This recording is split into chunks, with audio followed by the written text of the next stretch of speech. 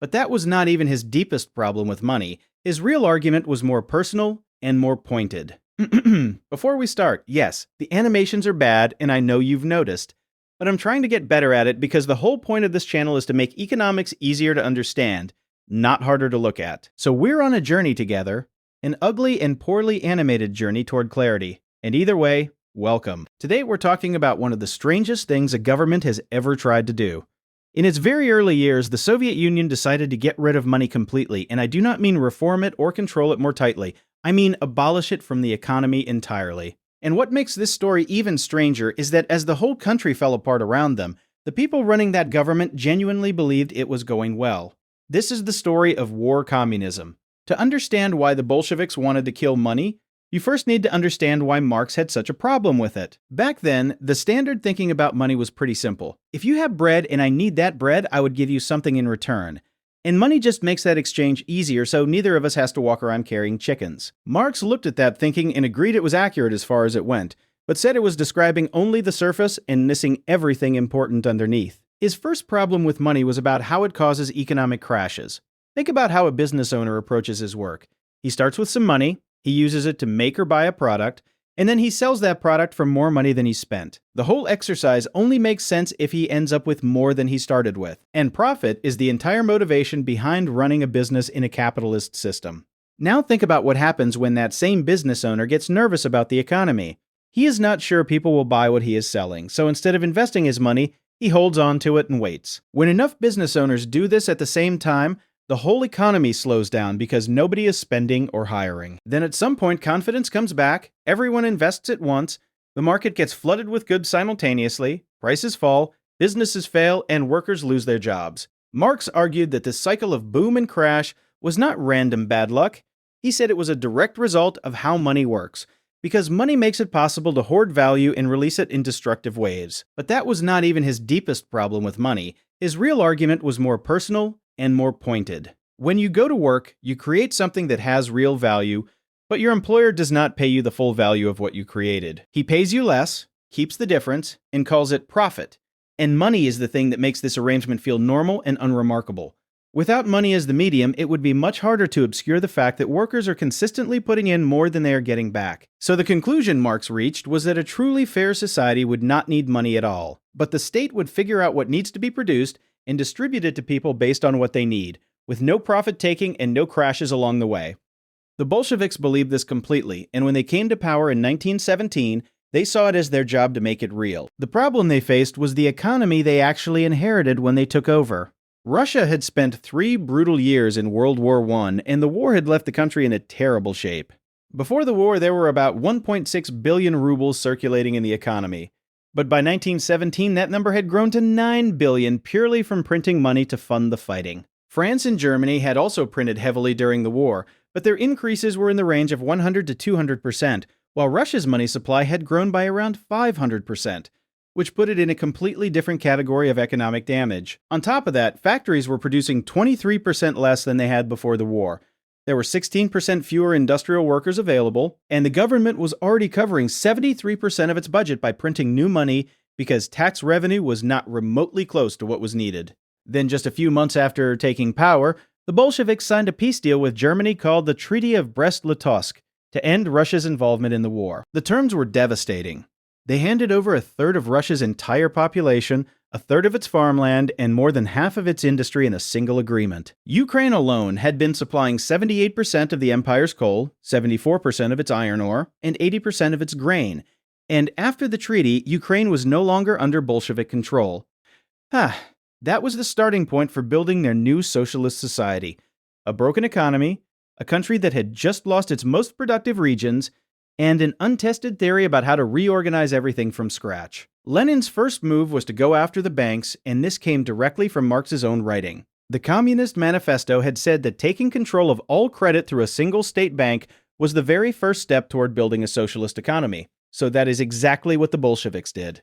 Russian banking was already highly concentrated at the time, with about 12 banks controlling 80% of all the money in the country. That concentration actually worked in the Bolsheviks' favor, because it meant they did not have to chase down hundreds of small institutions spread across the country. In November 1917, just weeks after the revolution, they walked into the Russian state bank and took control of it. They ordered the private banks to start lending to worker-run factories, and when the banks refused, the Bolsheviks sent soldiers to physically occupy every major financial institution in the country. Over the following year, all of the country's banking was folded into one state institution called Gosbank, which was not going to operate like any bank anyone had seen before. There would be no private lending, no credit flowing to businesses, and no financial services in the way people understood them. Gosbank's job was simply to keep records of what the state owned and what it distributed. The economic consequences showed up almost immediately. Within the first 3 months of 1918, over 400 businesses employing around 200,000 people shut down entirely because they could not access the credit they needed to keep operating. The Bolsheviks were not particularly troubled by this outcome, because from their perspective, those were private capitalist enterprises that had no place in the economy they were building. With the banks under state control, the next step was to nationalize industry across the board, meaning every railway, every mine, and every factory in the country. Lenin described this as cutting the strings the capitalists had used to control the economy, and the party pursued it aggressively. The process, however, was completely chaotic in practice.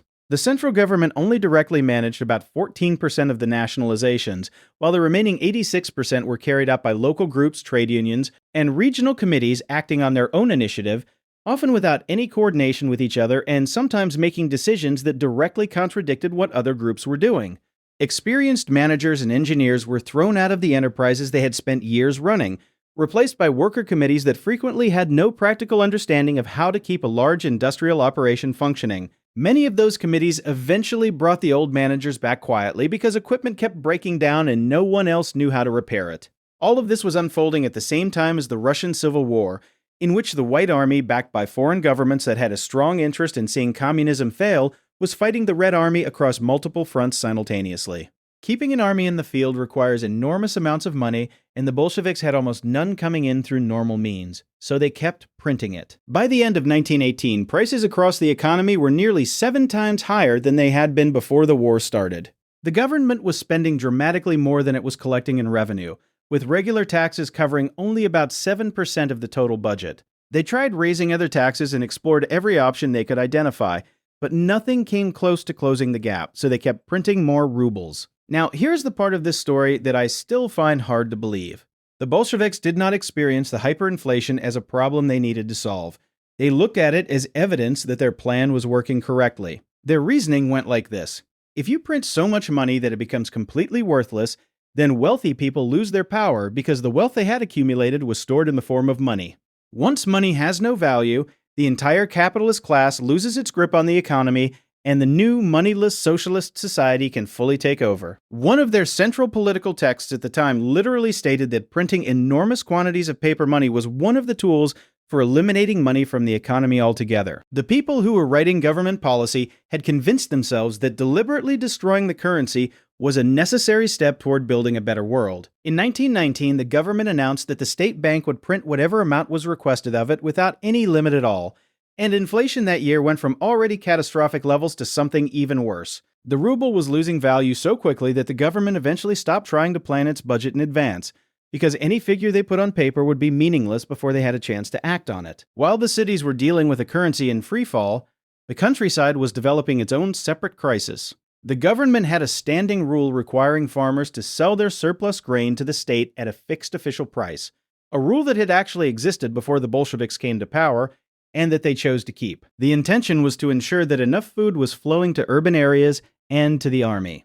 The problem was that the official price was denominated in rubles, and rubles were rapidly becoming worthless, which meant farmers who sold their grain at that price were essentially giving it away in exchange for paper that could not buy anything useful. Naturally, they stopped doing it. The Bolshevik government looked at farmers holding on to their grain and interpreted it as deliberate hoarding driven by selfishness or hostility to the revolution, rather than as a completely rational response to being asked to sell goods for worthless currency. In 1918, they declared a food dictatorship and sent armed units into the countryside with authority to seize grain by force from any farmer suspected of concealing it. The results were exactly what you would expect.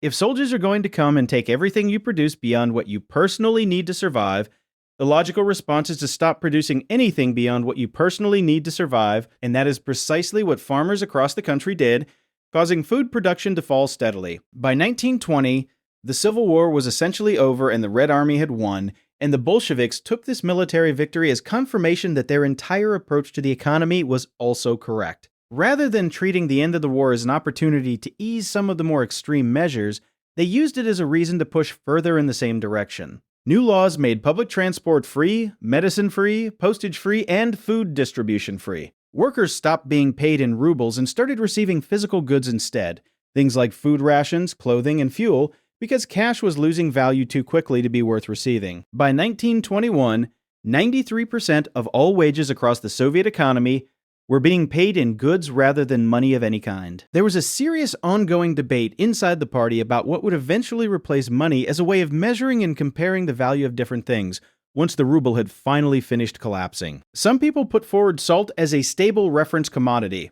Others suggested units tied to specific categories of goods. One proposal that received genuine attention was to measure everything in a combination of physical energy and human labor, so that the value of any object would be calculated from how much fuel and work went into producing it. The unit they settled on was called the tread, which was defined as 1 day of ordinary labor performed at a normal pace. None of these alternatives worked when people tried to use them in practice. And the reason is not difficult to understand. If someone asks you to compare a bicycle and a bag of flour in units of labor days, you cannot intuitively do it, and trade requires exactly that kind of intuitive comparison to function smoothly. The confusion made ordinary economic activity almost impossible, and the ruble remained in use by default simply because there was nothing coherent available to replace it. In 1921, the government printed 16.3 trillion new rubles and still ran a deficit of 21.9 trillion rubles that same year. And in 1922, new issuance reached 1.97 quadrillion rubles. The numbers had grown so large they had lost any connection to ordinary human experience, but the hunger and poverty that sat behind those numbers were entirely real. By 1921, the Soviet economy had come apart to an extent that was difficult to ignore. Total industrial output had fallen to roughly a third of what it had been in 1913, before the war started. The production of basic goods like sugar, bricks, and steel had nearly ceased altogether. The government had built its policy on the assumption that once it controlled the distribution of everything in the economy, people would simply work and receive what they needed, and the system would function smoothly. That assumption turned out to be wrong in a fundamental way. Because the state distribution system could not actually provide what people needed, illegal markets appeared across the country and grew rapidly, filling the gap that the official system had left open. City dwellers were feeding themselves through black markets rather than through the state, which was supposed to be providing for them. With no meaningful connection between how hard you worked and what you received in return, the motivation to work hard largely disappeared. The average Soviet worker in 1920 was producing less than half of what they had produced before the war, and on the state railways, 4 out of every 10 workers had stopped showing up at all. The consequences for ordinary people were severe. Daily food intake had fallen 30% below the average that people had been eating in the years before the war. Then, in 1921, a famine broke out in the Volga region and spread outward across the country, lasting into 1922 and killing approximately 5 million people. The grain seizures had stripped farming communities of any reserve they might have fallen back on. So when the harvest came in short, there was simply nothing left to eat. The political consequences followed.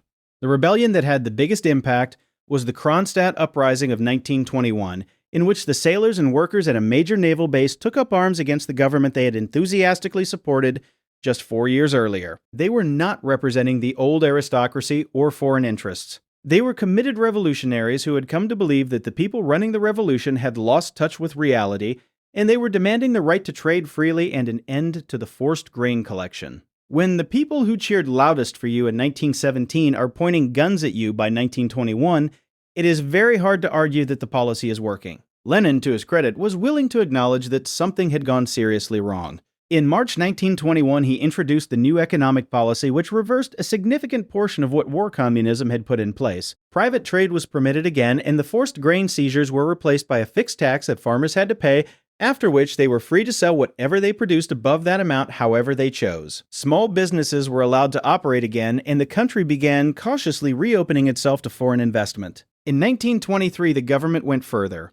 They introduced a new currency backed by gold called the chervenets, made the central bank independent again, and brought the budget back into balance. The economy began recovering and production started climbing back toward its pre-war levels. Lenin, reflecting on the War Communism period, said that the Bolsheviks had been swept up in the excitement of the revolution and had incorrectly believed they could channel that same excitement directly into transforming the economy. He put the blame largely on the disruptions caused by the Civil War and presented the new economic policy as the approach they would have taken from the beginning under different circumstances. That explanation from Lenin is worth examining carefully because I think it is not entirely honest. The Bolsheviks did not drift into war communism as a reluctant response to difficult wartime conditions. Getting rid of money was the stated goal from the beginning, not a detour forced on them by the war. They printed money on purpose because their own theory said that destroying the currency would destroy the power of the capitalist class. They sent armed units to seize grain on purpose because allowing food to be traded through markets contradicted the ideology they were trying to implement. Their own published writing described all of this as the plan while it was happening, not as a temporary emergency. What they ran into, at a cost of millions of lives, was the reality that you cannot remove the reasons people have to produce things and then expect them to keep producing things. Regardless of where you stand on the idea of profit, the practical fact is that people put in more effort when there is a meaningful connection between that effort and what they receive. When that connection is broken, people do the minimum required to get by because there is no rational reason to do more. No political ideology, however sincerely believed, has ever changed that about human behavior. The Soviet Union survived this period and went on to define much of the 20th century. But it came remarkably close to collapsing before it had properly started, and the reason was not the foreign-backed armies fighting against it. The reason was a theory about money that seemed coherent on paper and turned out to be catastrophically wrong when applied to real people living real lives. That is it for this one. If you found it useful, subscribe and share it with someone who would appreciate it. The content will keep getting better, slowly, and the ideas will stay clear. See you in the next one.